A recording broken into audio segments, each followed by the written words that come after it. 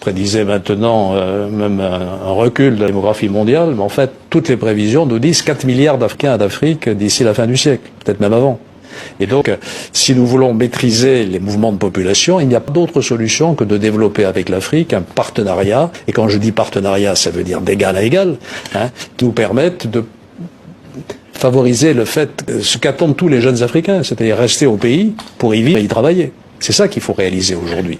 Si nous ne le faisons pas, les Chinois essayent de le faire, les Turcs, les Marocains, qui pénètrent et qui sont de plus en plus influents en Afrique. Donc moi je plaide pour une diplomatie française beaucoup plus active que la nôtre en Afrique, vis-à-vis de nos pays francophones, des anglophones aussi.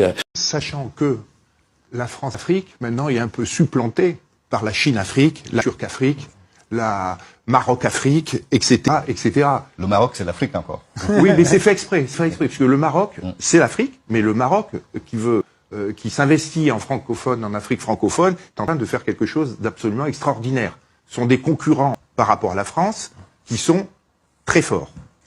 Et vous allez voir que bientôt le Maroc, ça va être une superpuissance africaine qui va déterminer, qui va faire un certain nombre de contrats, surtout sur toute la partie francophone. Alors, on en reparlera comment c'est arrivé et comment ça se passe. C'était d'anciens alliés qui deviennent des concurrents. Il faut en être conscient et il faut voir comment on va traiter cette affaire-là. Sachant que les Marocains sont très forts, et ce sont